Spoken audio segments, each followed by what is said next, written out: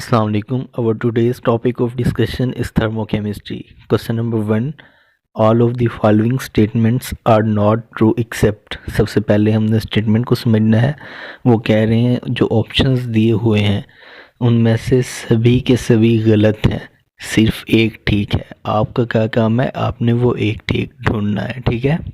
अब option number 1 देखें तो वहाँ पर लिखा हुआ है बॉन्ड ब्रेकिंग इज़ एक्सोथर्मिक, लेकिन ये बात टोटली गलत है क्योंकि हमें पता है कि जब भी बॉन्ड ब्रेक होता है तो हम एनर्जी सप्लाई करते हैं, तो वो एक एंडोथर्मिक प्रोसेस है। ठीक। ऑप्शन नंबर 2 में लिखा है बॉन्ड फॉर्मेशन इज़ एंडोथर्मिक, लेकिन गलत है। जब भी बॉन्ड फॉर्म होता है तो एनर्जी रिलीज होती है, तो बॉन्ड फॉर्मेशन एक्सोथर्मिक है। तो ये पहले दो ऑप्शन तो हो गए गलत। थर्ड पे लिखा हुआ है condensation is an endothermic process, जबकि कंडेंसेशन एक एक्सोथर्मिक प्रोसेस है। फोर्थ पे लिखा हुआ है रेस्पायरेशन इज एक्सोथर्मिक। यस, ये ठीक है, रेस्पायरेशन एक एक्सोथर्मिक प्रोसेस है। तो पहले जो 3 हैं वो गलत हैं और लास्ट वाला फोर्थ जो ऑप्शन है वो ठीक है। तो हमने ठीक ढूंढना था, तो डेल्टा ठीक आंसर है। क्वेश्चन नंबर 2 समझने से पहले आप एक बात नोट कर लें कि एक्सोथर्मिक रिएक्शन का जो प्रोडक्ट होता है वो स्टेबल होता है, जबकि एंडोथर्मिक रिएक्शन का जो प्रोडक्ट होता है वो अनस्टेबल होता है। अब यहाँ पर बीटा और डेल्टा ये दोनों एंडोथर्मिक रिएक्शंस हैं, तो इनको तो गेम से निकाल दें। बाकी बच गया अल्फ़ा और चार्ली। अब देखें कि कौन से में ज़्यादा एनर्जी रिलीज़ हो रही है। अब अल्फ़ा में 100 जो रिलीज़ हो रहा है, तो इसका मतलब हुआ कि जो प्रोडक्ट बनेगा उसकी ही 100 जूल एनर्जी कम हुई है और वो स्टेबिलिटी की तरफ ज़्यादा गया, तो इसलिए इसका आंसर बनेगा अल्फ़ा। अब क्वेश्चन नंबर 3 को देखें। यहाँ पर लिखा हुआ है all of the following are true about exothermic reaction except. इसका मतलब है कि ये चारों में से 3 जो हैं वो ठीक हैं, एक गलत है, और जो गलत है वो हमने ढूंढना है।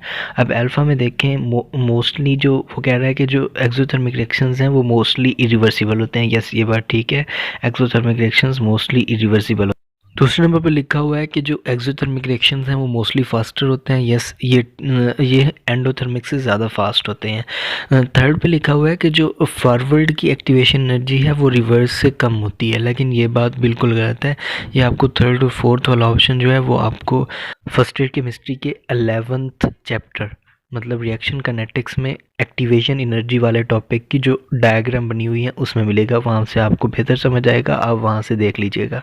क्वेश्चन नंबर 4 यहाँ पर देखें, वो कह रहा है विच of the following statement is not true, मतलब हमने गलत को ढूंढना है। ऑप्शन नंबर 1 देखें, वो कह रहा है एक्सोथर्मिक प्रोसेस मोस्टली स्पॉन्टेनियस होते हैं। यस, ये आपकी बुक में लिखा हुआ है। ऑप्शन नंबर 2 एंडोथर्मिक प्रोसेस में हाई एनर्जी प्रोडक्ट्स बनते हैं। यस, क्योंकि एनर्जी ऑब्जॉर्ब होती है और जो प्रोडक्ट्स बनते हैं वो हाई एनर्जी के होते हैं देन रिएक्टेंट्स। ऑप्शन नंबर 3 देखें, एक्सोथर्मिक में वो कहता है कि अनस्टेबल प्रोडक्ट्स बनते हैं। ये बात गलत है। एक्सोथर्मिक में एनर्जी रिलीज होती है और जो प्रोडक्ट्स की एनर्जी होती है वो लेस देन रिएक्टेंट्स होती है और products more stable then reactants होते हैं। तो ये वाला गलत लिखा हुआ है और हमारा जवाब है डेल्टा में। देखें, वो कह रहा है एंडोथर्मिक सब्लिमेशन। यस, सब्लिमेशन एक एंडोथर्मिक प्रोसेस है। क्वेश्चन नंबर 5 को देखें, ये बाउंड्री के रिलेटेड है। वो कह रहे हैं कि term boundary is use for, तो क्या हम टर्म बाउंड्री किसके लिए यूज़ करते हैं, तो हम सिस्टम के लिए बाउंड्री की टर्म यूज़ करते हैं।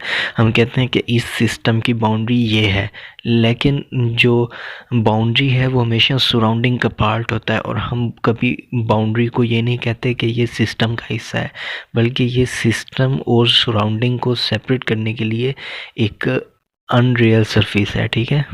क्वेश्चन नंबर 6 को देखें, वहाँ पर पूछा हुआ है कि विच of the following is not a state function. तो आप एक फार्मूला याद कर रखें स्टेट फंक्शन का, PTV/UHFG।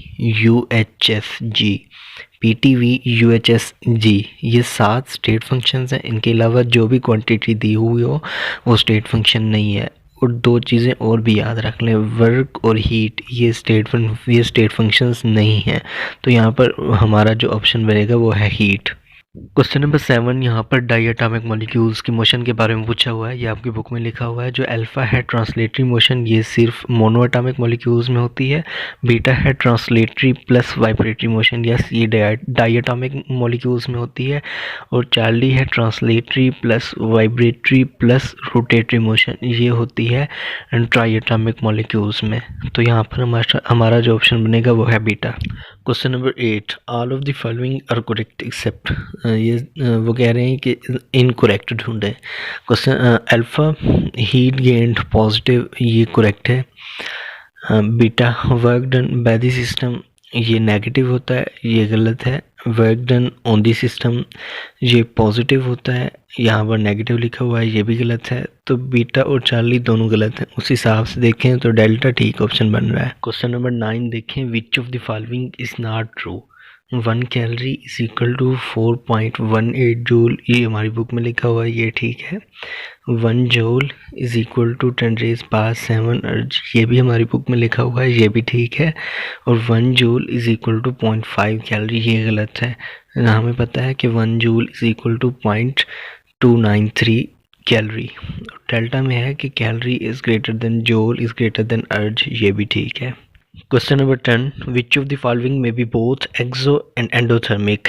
एटोमाइजेशन ये सिर्फ एंडोथर्मिक होता है, कंबस्टन ये सिर्फ एक्सोथर्मिक होता है। हीट ऑफ सॉल्यूशन, यस ये एंडो भी हो सकता है और एक्सो भी हो सकता है।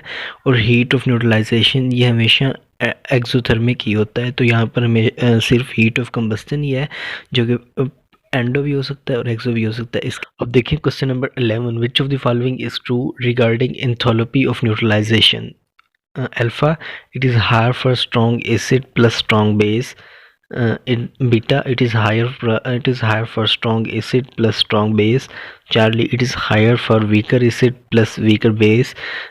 Delta its value is same for all. इसका ऑर्डर आप लिख लें। सबसे ज़्यादा जो न्यूट्रलाइजेशन हीट ऑफ न्यूट्रलाइजेशन होगी वो होगी strong acid plus strong base की, उसके बाद weak acid plus strong base या फिर strong base plus weak acid, इसके बाद होगी weak acid plus weak base. ये वेरी करती है और ये आप नोट कर लें। इसका जवाब बिल्कुल ये गलत होगा कि सबकी सेम होती है। ये stronger acid plus stronger base के लिए इसकी वैल्यू ज़्यादा होती है, weaker acid plus weaker base के लिए इसकी वैल्यू कम होती है। इसकी वैल्यू डिपेंड करती है एसिड और बेस की स्ट्रेंथ पे, ठीक है। क्वेश्चन नंबर 12, ये अगेन हीट ऑफ न्यूट्रलाइजेशन के रिलेटेड है। हमने बुक में पढ़ा हुआ है कि कोई भी रिएक्शन जिसमें वाटर बन रहा हो और न्यूट्रलाइजेशन का रिएक्शन हो तो उसकी हीट ऑफ न्यूट्रलाइजेशन होती है -57.4। आप सोच रहे होंगे कि इस रिएक्शन के लिए भी सेम वही केस है, लेकिन ये गलत है। हाँ, अगर देखें यहाँ पर 2 मोल वाटर बन रहा है, ठीक है, तो इसके लिए हीट ऑफ न्यूट्रलाइजेशन की वैल्यू हो जाएगी डबल। लेकिन यहाँ पर 57.4 भी हो सकता था। वो कैसे हो सकता था? अगर पूछा हुआ था वो होता कि what is the standard heat of neutralization, तो तब हम कहते कि 57.4 -57.4। लेकिन यहाँ पर जस्ट एंथैल्पी ऑफ न्यूट्रलाइजेशन पूछा हुआ है तो वो डबल हो जाएगी। Question number 13, in bomb calorimeter the test mass is present inside platinum crucible, ये आपकी बुक की लाइन है। Question number 14, what will be the latest energy of a compound if del H F is plus 567 kilo joule per mole and del H X is plus 215 kilo joule per mole. तो आपकी book में एक formula लिखा हुआ है कि latest energy को कैसे फाइंड करना है, वो आपकी स्क्रीन पे है। उस फार्मूला को यूज़ करके जब आप निकालेंगे तो लेटेस्ट एनर्जी बनेगी प्लस 557 किलो जूल पर मोल। क्वेश्चन नंबर 15, एक रिएक्शन दिया हुआ है और पूछा हुआ है कि इसमें कितने टाइप्स ऑफ एनर्जीज इन्वॉल्व हैं। अब हम अगर उस रिएक्शन को गौर से देखें तो हमें दिया हुआ है सोडियम और उसकी जो स्टेट है वो है सॉलिड। लेकिन हम जब रिएक्टेंट प्रोडक्ट में देखें तो उस सोडियम की एक तो स्टेट चेंज हो चुकी है, दूसरा उस पर एक चार्ज आ चुका है। तो सॉलिड से जो गैसेस में कन्वर्ट हुआ है तो उसको हम कहते हैं हीट ऑफ एटोमाइजेशन। तो पहली एनर्जी हो गई एटोमाइजेशन और दूसरा वो न्यूट्रल से पॉजिटिव में कन्वर्ट हुआ है तो हम इसको कहते हैं आयोनाइजेशन। तो इसमें 2 टाइप्स ऑफ एनर्जीज इन्वॉल्व हो गई, एक हो गई हीट ऑफ एटोमाइजेशन, दूसरा हो गई आयनाइजेशन एनर्जी। तो इसमें 2 टाइप्स ऑफ एनर्जीज इन्वॉल्व हैं। तो हमारा जो बीटा ऑप्शन है वो करेक्ट है, ठीक। आप सभी से एक रिक्वेस्ट है कि प्लीज़ टेस्ट ज़रूर अटैम्प्ट कीजिएगा और डिस्कशन ज़रूर लीजिएगा। बहुत ही इम्पोर्टेंट टेस्ट था और हमने दिल से बनाते हैं, आप भी दिल से अटैम्प्ट किया करें, ठीक है।